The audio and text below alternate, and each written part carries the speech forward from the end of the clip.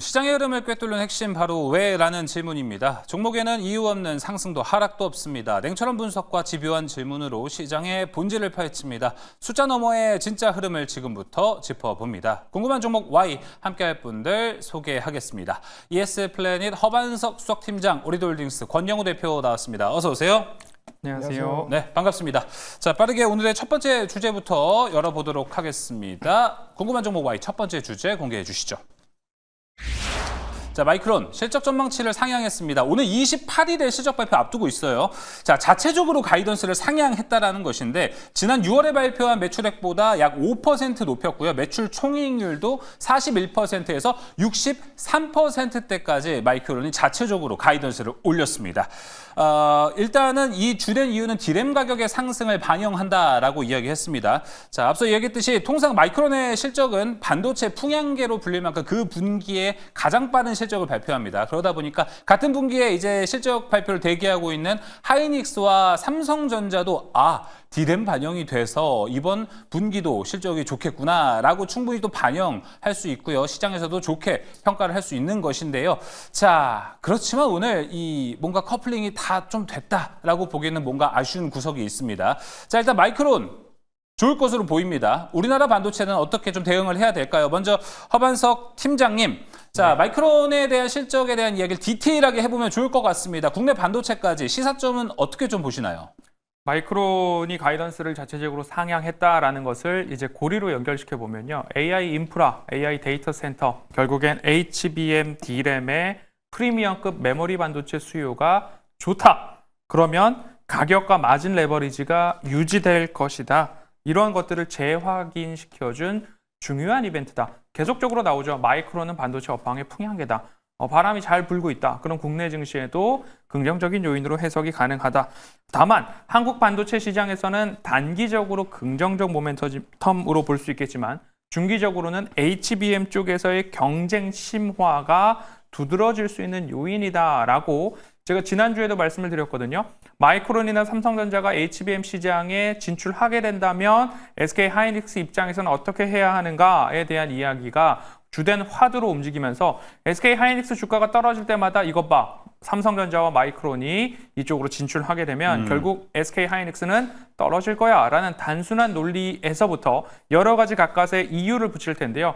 결국엔 이 시점은 2026년 정도가 되어야 빨라야 26년부터 가시화되는데 이 가시화 시점에 앞서서 주가가 선 반영되는가 안 되는가에 대한 포인트를 잘 찾아서 매매하셔야 된다라는 이야기 드리고 있습니다. AI 데이터 센터 투자 확대에 따라서 D램과 HBM 모두 다 가격 미스가 개선되고 있다. 그러니까 반도체 업황은 괜찮다. 그러면 SK하이닉스 입장에서는 아쉬운 부분이지만 후발주자인 삼성전자 및 마이크론 입장에서는 오히려 SK하이닉스가 가지고 있는 점유율을 뺏어올 수 있는 룸이 점점 더 확대되고 있고 삼성전자는 특히나 테슬라나 애플향 이제 공급 계약 체결을 했기 때문에 보다 더 나아질 수 있다. 일전에 말씀드렸던 삼성전자 목표가 8만 원 그대로 유지를 하면서요. 최근에는 맥쿼리에서 삼성전자 목표가를 9만 5천 원으로 상향하는 보고서까지 나오기 시작을 했습니다. 결국엔 마이크론도 한 달 전 IR 자료에서도 매출 107억 달러 미드포인트를 제시를 했는데 그것보다 이제 점점 더 높여가고 있으니까요. 최악의 실적에서 차트 바닥에서 삼성전자 등 반도체를 모아 놓으셨던 분들이라면 조금 더 추가 상승에 대한 기대를 가지고 지켜보셔도 좋겠다라는 의견 드리겠습니다. 네, 오늘 마이크론 실적 그 가이던스 상향에서 HBM에 대한 코멘트가 있었나요? HBM 쪽도 매출 쪽 포인트가 좋았기 때문에 디램 중심으로 그렇죠. 디램이 해가지고. 오히려 더 중심이었는데 네. 매출 쪽에서는 디램이나 HBM 모두 다 믹스가 개선됐다라는 정도의 포인트가 있었습니다. 네. 사실 HBM에 대한 코멘트는 좀 따로 없어가지고 네. 만약에 여기서 HBM까지 좋다라고 하면 삼성전자 하이닉스 입장에서는 둘이 먹을 거 셋이 먹으니까 분리할 수 있겠다라고 생각은 들었는데 이 부분도 일단 고려는 해봐야 될 것 같습니다. HBM에 대한 이야기는 잠시 후 또 권영우 대표와 이야기를 해보겠고 그 사이에 먼저 좀 여쭤보고 싶은 건 오늘 사실 마이크론이 이렇게 잘 가고 있고 지금 프리시장에서 좋은 모습 보여주고 있는 상태인데 SK하이닉스, 삼성전자는 오늘 시장에서 그렇게 좋은 모습을 보여주다 말았거든요. 윗꼬리가 길게 달렸습니다. 커플링이 안 된 건데 왜 그랬다고 좀 보십니까? 시장 전반에 영향이 시장 있었다라고 영향. 일단 보고 있는데요. 외국인들이 선 현물 시장에서 주도적으로 선물 시장에서 7천억, 8천억 가까이 매수를 하다가 결국에 어느 순간 일시적으로 수급이 쫙 빠졌거든요. 근데 저는 그 순간에 뭔가 국내적인 뉴스 모멘텀이 있겠거니라고 생각만 했는데 중기적으로 이번 주간을 살펴봤을 때는 오늘 밤 CPI 발표 있고요. 그 이후에 이어지는 일정들 보면 우리나라의 옵션 만기일이 목요일이고요. 이어지면 미국의 소매 판매 산업 생산 발표가 있고요.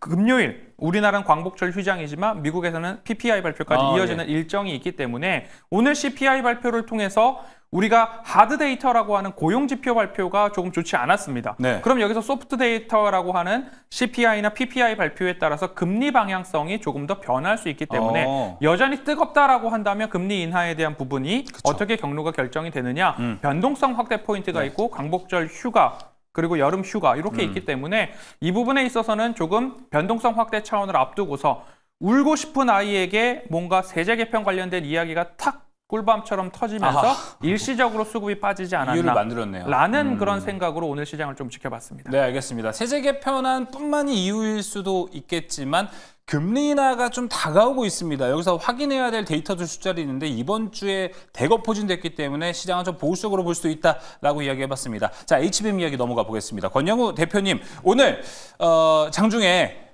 저기 한 언론사의 단독 보도, 삼성전자 HBM3 엔비디아 퀄테스트 통과했다라는 이야기가 돌았습니다.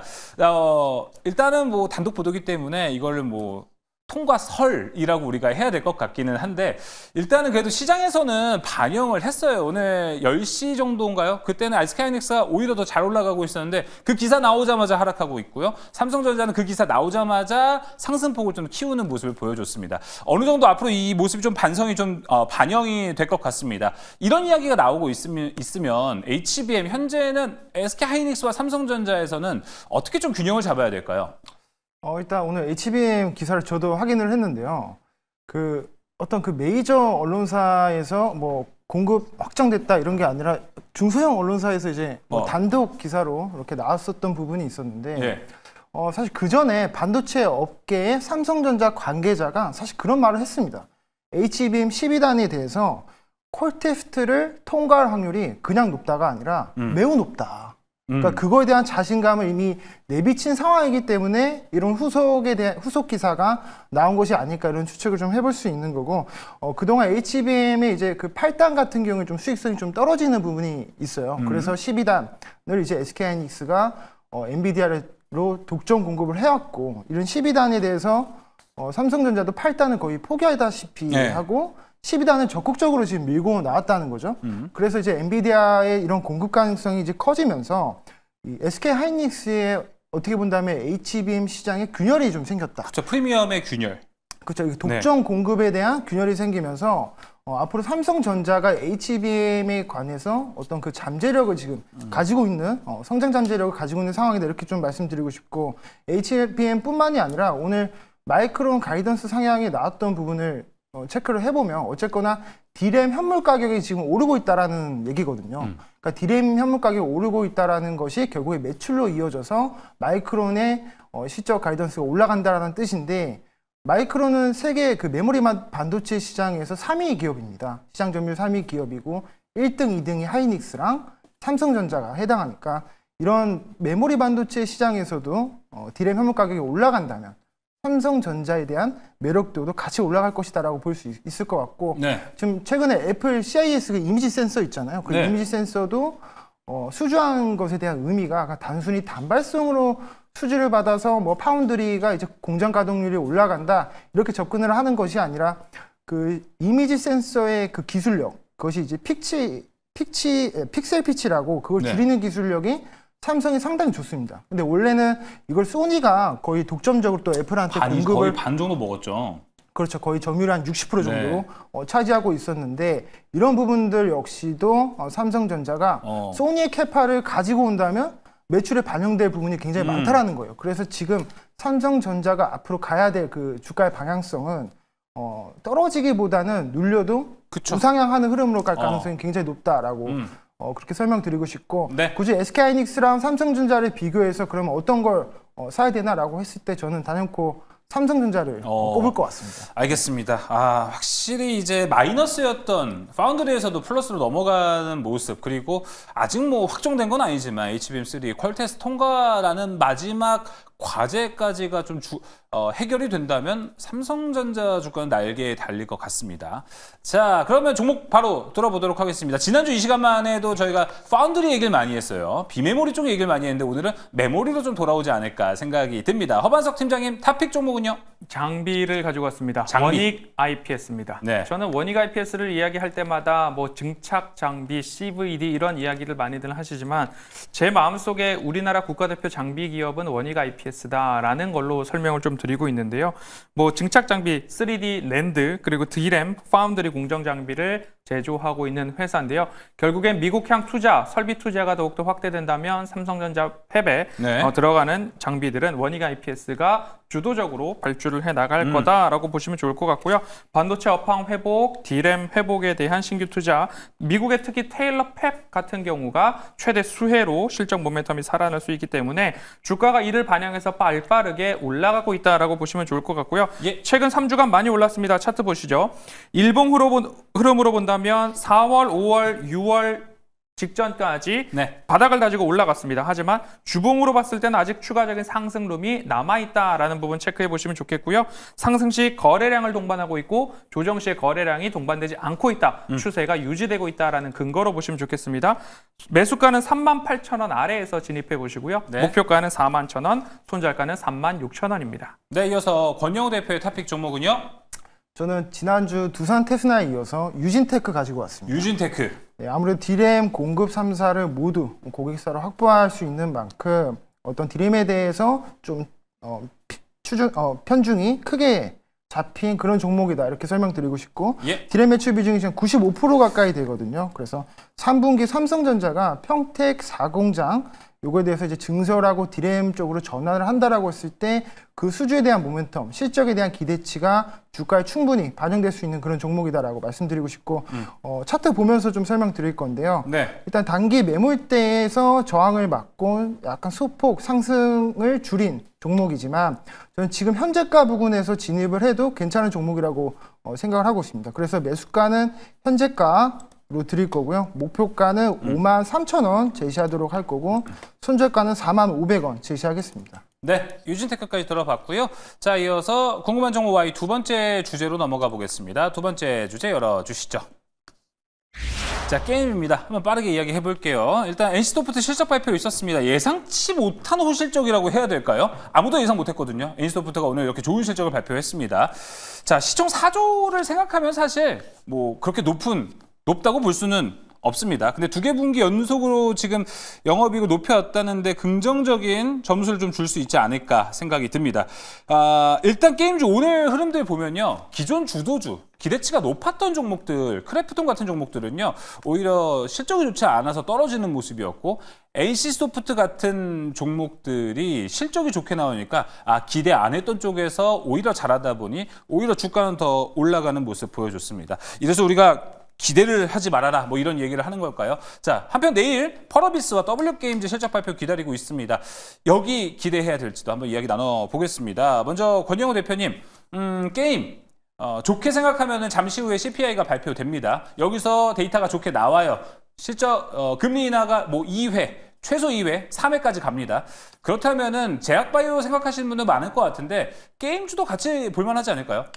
원래 금리 인하를 하게 되면 전통적으로 성장 섹터인 제약바이오, 2차 전지, 게임 섹터가 골고루 좀 수단매가 도는 분위기가 있습니다. 그러나 제가 좀 주목하는 포인트는 아무래도 게임에서 기대할 수 있는 부분은 파노 개방이 조금 더 무게를 좀 두는 게 낫지 않을까라는 생각이 드는데 네, 파노 개방을 했을 때 파노박을 받았던 종목들은 어쨌거나 장기적으로 봤을 때는 중국에서 흥행이 돼야 그것이 실적으로 반영이 되는 그런 측면이 있지만 단기적인 모멘텀으로는 충분히 주가 플레이를 할 수 있다라고 저는 보고 있고 NC소프트 같이 이렇게 파노 개발을 앞두고 있는 종목 그리고 파노를 통해서 네. 개발이 돼서 이제 실적으로 반영되는 종목들의 그 종목 차별화가 좀 나타날 수 있기 때문에 이런 부분을 좀 더 참고하시면서 게임 업종 전략 세우시면 좋을 것 같습니다. 네, 알겠습니다. 파노 개발과 개방 쪽으로 한번 눈길을 돌려보면 좋을 것 같고요. 허반석 팀장님 보셨을 때 지금 게임주들 뭐 실적도 실적인데 결국에 앞으로 미래의 성장성 밸류를 땡겨와야 되니까 기대작들을 좀 갖고 있어야 되거든요. 네. 좀 눈여겨보고 있는 기업들이 있습니까? 뭐 3사를 말씀드리자면 NC소프트, 카카오게임즈, 넷마블만 좀 추려보면요. NC소프트는 아이온2라고 해서 MMORPG 관련된 신작 대기 중입니다. 결국엔 MMORPG는 신작 출시 이후에 유저들이 지속적으로 업데이트되는 운영들을 통해서 꾸준한 매출이 나올 수 있는 장르다라고 볼 수 있을 것 같고요. 카카오게임즈는 크로노 오디세이랑 가디스 오더라는 두 가지의 게임을 좀 준비하고 있는데 특히 크로노 오디세이 같은 경우에는 스팀이라고 하는 기반의 대규모 비공개 테스트를 하고 있어서 글로벌 시장을 좀 공략하겠다라는 모습들도 기대감이죠. 흥행했을 경우에는 조금 더 큰 수익을 가져올 수 있는 하나의 역작이 될 수 있다 볼 수 있고요. 넷마블은 왕자의 게임 킹스 로드와 그리고 더 세븐 신즈 오리진 해서 뭐 7개의 대제 이렇게 우리나라 말로 표현할 수 있겠는데 하나는 모바일 게임, 하나는 콘솔 게임 이렇게 될 수 있으니까요. 넷마블 같은 경우에도 이 두 가지를 제외하고 7개 이상의 신작을 네. 준비하고 있다라는 이야기가 이어지고 있으니까요. 이 셋 중에서 뭐 하나 터진다라고 한다면 주가 반영될 수 있는데 게임을 직접 한 번씩 해보거나 뭐 영상도 찾아보시고 결정하시기를 당부드리겠습니다. 자, 그럼 그 안에 탑픽 종목 있을까요? 저는 넷마블을 준비했습니다. 네. 결국엔 게임 신작이 총알이 많은 쪽이지 않을까라는 생각도 하고 있고요. 그리고 자체 IP를 통해서 실적에 대한 방어를 도전하고 있는 기업입니다. 차트 보시면 박스권이 그려지고 있는 모습인데요. 박스권 하단에 찍기 직전에 반등 흐름들이 나타나고 있기 때문에 셋 중에서 넷마블을 가지고 왔고요. 박스권 상단으로 보자면 65,000원, 66,000원 라인이기 때문에 목표가는 65,000원, 손절가는 54,500원 말씀드리겠습니다. 네, 넷마블까지 이야기 들어봤고요. 권영우 대표님 탑픽 종목은요? 네, 저희 탑픽 종목은 NC소프트 준비해 왔습니다. 오, 기대해볼만 하군요. 네네. 아무래도 실적이 증명한 쪽으로 시장의 수급이 쏠리는 것을 이용해서 추가 상승 기대해 볼 수 있을 것 같고요. 2분기 호시적 나온 거는 다들 아실 거고 4분기 아이온2 신작 출시 예정이 있습니다. 그 신작에 대한 모멘텀도 주가에 반영될 수 있는 측면이 있고 레거시 IP 매출도 견조하고 있기 때문에 차트 보면서 제가 목표가 설정해 드릴 거고요. 매수가는 현재가 아까랑 똑같습니다. 현재가 부근에서 매수하시고 목표가는 25만 원, 손절가는 20만 원 제시하도록 하겠습니다. 네, NC소프트까지 들어보면서 궁금한 종목 와인 여기서 마무리해 보겠습니다. 허반석 수석팀장, 권영우 대표 함께했습니다. 오늘 말씀 고맙습니다.